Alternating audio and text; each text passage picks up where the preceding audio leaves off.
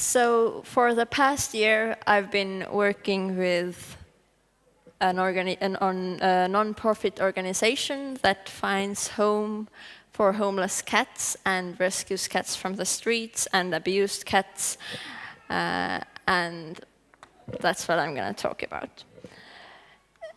So at first, I should maybe explain the situation in Estonia.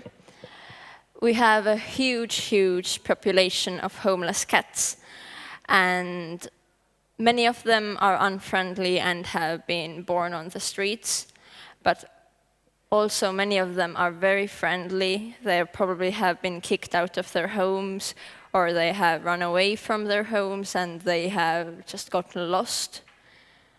Fortunately, a lot of them have feeders on the streets, but many of them are still always hungry. They don't have shelter, and many of them just die on the streets.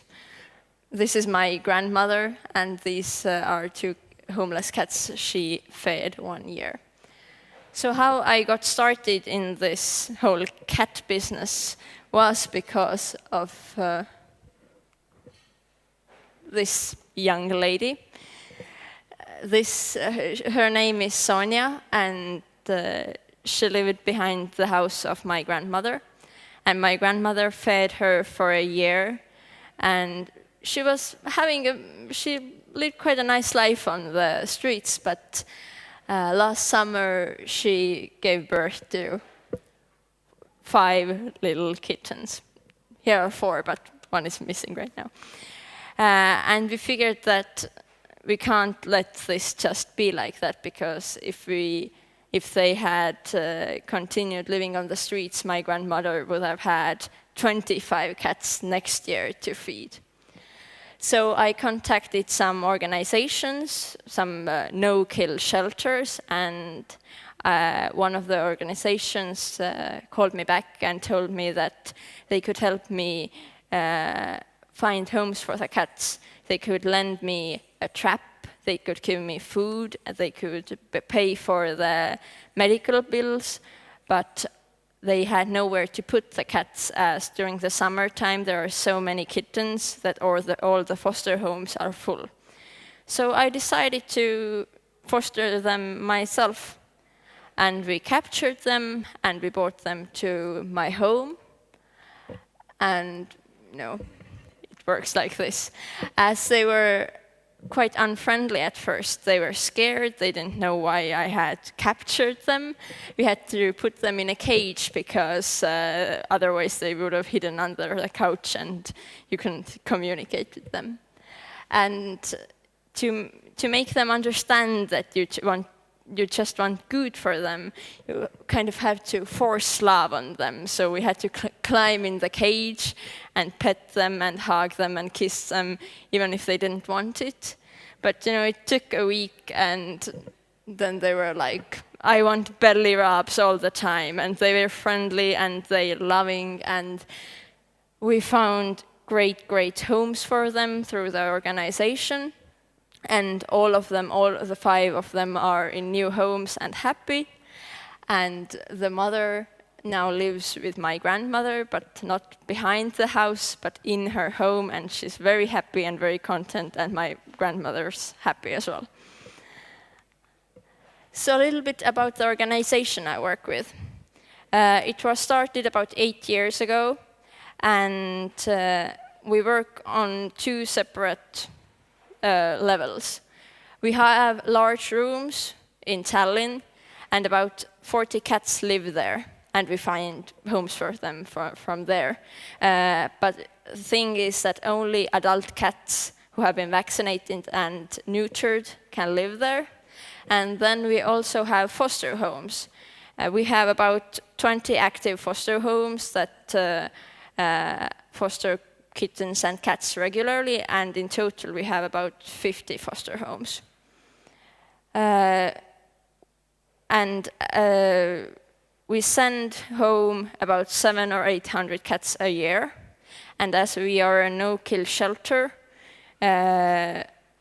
we only had to put down 3 cats last year, and all of them were terminally ill or injured so bad that we couldn't treat them.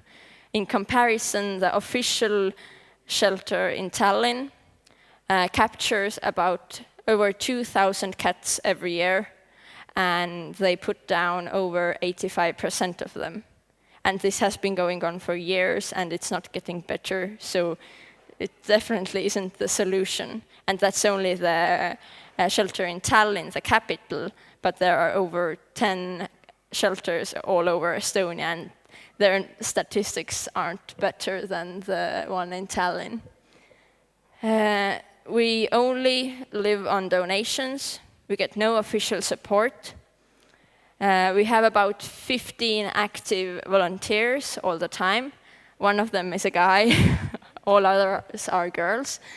And these volunteers basically do everything. They transport the cats from one place to another, they foster cats, they clean the big rooms we have and take care of the cats there, and that happens every day, so it's basically almost like a full-time job, but without pay. And we don't give cats away to anyone. Our aim is to find good homes for them, homes that will take care of them and that will not abandon them. The main medium we work through is Facebook, and Facebook is really a big help for us. We started using Facebook in the end of 2011. And before that, we sent home maybe 200 or 300 cats every year, but now we send home 700 or 800 cats, so the number has more than doubled. And through that, as we are so popular, we can also choose homes, not just send cats to any home. And we are able to vaccinate, microchip, and neuter all the animals in our care, as we collect quite a lot of donations because of Facebook. We have quite a few campaigns on Facebook. The first bigger campaign we had was in February of 2012, and it was called Frosty Cats. We got those pictures from a photographer in Estonia, and he had gone and taken pictures of cats living in a cat colony. And as it was minus 25 degrees outside, so the cats were getting quite frosty and freezing. With this picture, we put this up on our Facebook and wrote that we need help, we need donations, we need foster homes, we need real homes. Within a day, our fans on Facebook the number had doubled. At first we had like 1,000 fans, and the next day we had over 2,000 fans. This post was shared over 4,000 times. We got very many donations. We got 50 foster homes and 15 real homes. And with this campaign, we saved over 50 cats from the streets. But we don't only have campaigns on such a general plan to help cats. We also have campaigns for one certain cat who has gotten, for example, injured. A few days before Christmas this year, we got a call that the family had found an injured cat in their yard. And it was during the nighttime, but we drove there. And this is going to be a little bit graphic, but we found this. She had gotten stuck in the engine of a car because it was so cold outside, so she was looking for warmth. And when we found her, she was laying in a pool of blood in front of the house. So we rushed her to the clinic, and her body temperature was so low that the thermometer couldn't detect it. And her paw was tangling from her body because it was almost cut off. And we put this on Facebook, and with pleas for help for donations and maybe a foster home for her.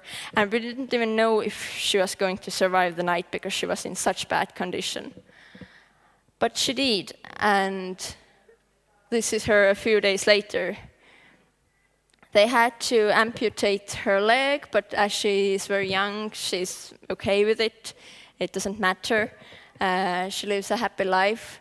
And this campaign was a big success because people got information in real time. We updated news on her on our Facebook page on every hour, and people felt that they could actually help and save this cat because it depended on their donations if we were able to would be able to pay for the operation she needed. And this was also shared on Facebook over 3,000 times. And now this cat is in her real home and really happy and lives a great life. And now, during the summertime and during the springtime, the biggest problem we have is quite a cute problem, but a big problem.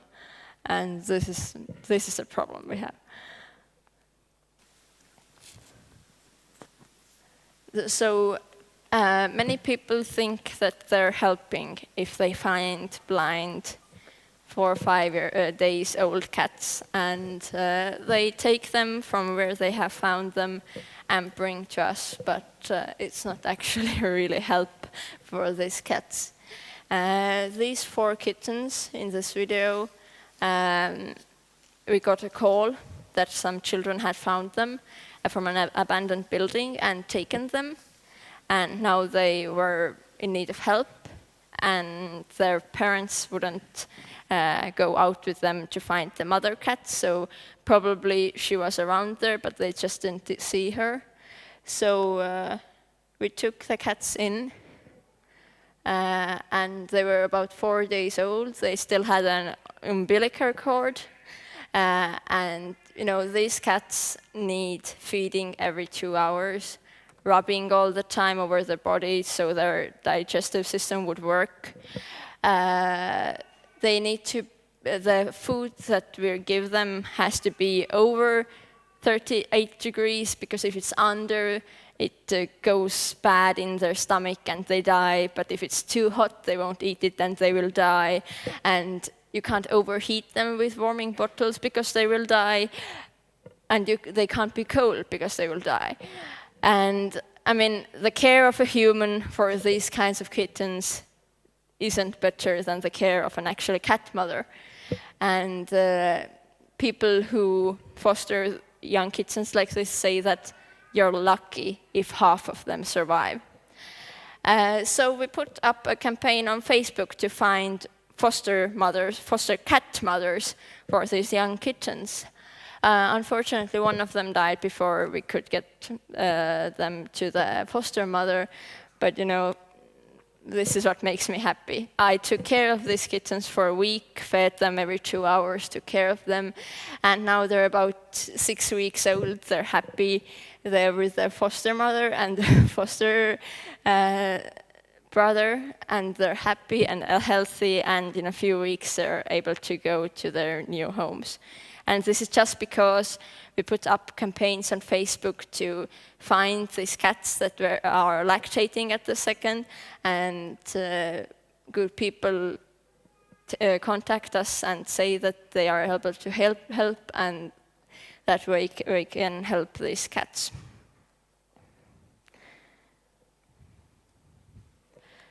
So I think there are a few rules you have to maintain when you want to have a popular Facebook page to find homes for these cats.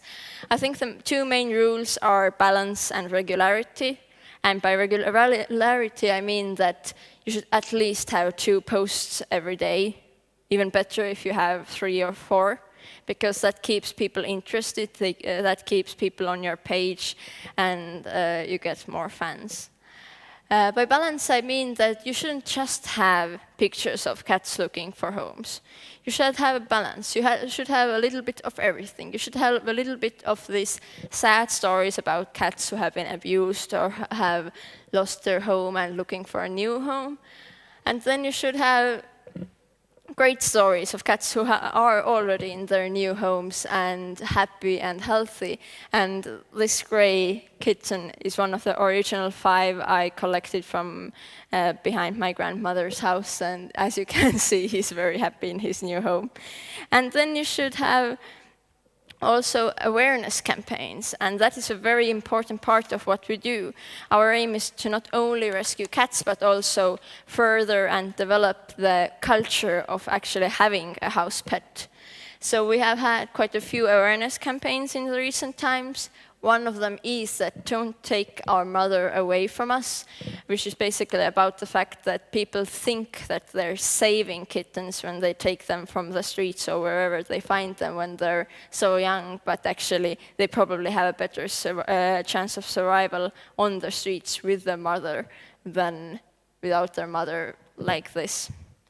And then we've had campaigns on how don't separate kittens from their mothers too early, because that can lead to psychological problems with the kittens and digestive problems and a whole lot of problems. So veterinarians actually say that a kitten should be with their mother for at least 2 months. And that is what we're going for as well, because we see a tendency that people who have cats that give birth to kittens give away the kittens too early at the age of 1 month, when the kitten is actually totally dependent on their mother. So we want to inform people about why this is a bad thing. And then also we have campaigns about why 2 is better than 1. Take many cats, they will be more happy, they can play with each other, and it's people say that it's better. And that should be in balance as well. You shouldn't have too many campaigns as well. And then about collecting donations. You can't ask for donations every day on Facebook. You have to have maybe once a month, and then have it with a sad story or an actual emergency. For example, this is our last donation charity case, so-called. We found him, and he had been shot with an air gun, which seems to be quite a popular pastime for the imbeciles in Estonia, because there are lots of cats with air gun bullets in their bodies. And he had many bullets stuck in his head, between his throat and his nose, so he couldn't eat properly, and he had a chronic runny nose because of it. So he had to have an operation to fix this, and we asked for donations for that.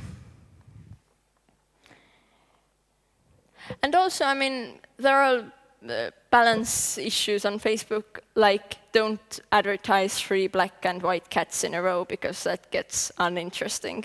So, just keep a nice balance of sad and happy and orange cats and white cats and so forth. But Facebook is not the only medium we work through. A few months ago, I started my own blog on WordPress. And I just wrote daily things on it. I wrote what the cats had been up to, if they had been to the clinic, if they had done something stupid, if I had a new foster cat at my home. And I just wrote it for my own interest, because I felt that it was nice to write these things down to read it in the future. And it was also featured on our organization's Facebook page. So some days I got maybe 2,000 or 3,000 hits, but mainly it was maybe between 10 and 20 hits. But I loved doing it anyway. And then this lovely cat is called Ludwig, and I rescued him from the streets in January. At first he was very aggressive. He had never been in contact with people. When I tried to pet him at first, he scratched me so hard that I was bleeding all over the place. For a month, I didn't touch him at all. But then, he started to understand that I didn't want anything bad to happen to him, and I actually cared for him, and I actually loved him. So he got more friendly, and you could see that he was actually a really, really nice cat. And but he was still a bit, cautious, and it's quite hard to find homes for these kinds of cats. And one day, a family from Finland contacted me, and they were asking about Ludwig because they had seen Ludwig and they wanted to have him. So I arranged everything. We quite commonly send cats to Finland as well, and we have sent cats to Sweden as well, and the UK, and so forth.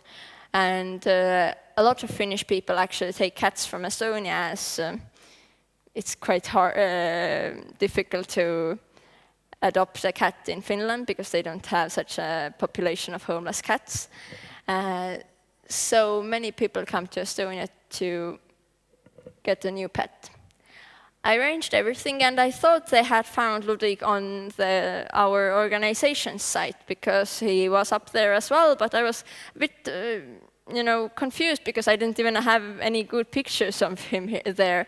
And when they came to pick him up, I asked them how had they found this cat, and they said that they had just Google searched how to get a cat from Estonia, and they had found my blog. I didn't even know anyone read it, and they had found my blog, and they had instantly fell in love with this cat, and they felt that they needed to have it.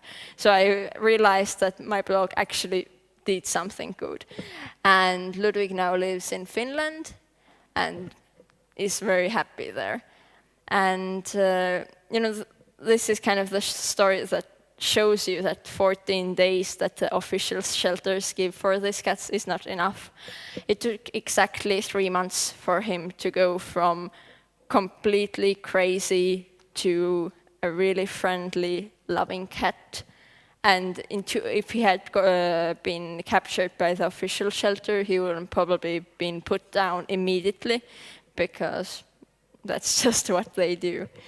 And basically, Facebook and these social media sites have given us a lot. We get more donations, we can help more cats, we get more cats home, we get new foster homes, and our organization grows and grows. We get new volunteers, and this is just because of Facebook and blogs like this, because otherwise people wouldn't even know who we are. And to end it all of you have seen the Cats with iPads videos. I have a few of my own, because right now I have quite many foster cats at my house, and you can't always play with them yourself, so you kind of have to get some help from the iPad, because they're very, very interested in that. Yeah, thank you.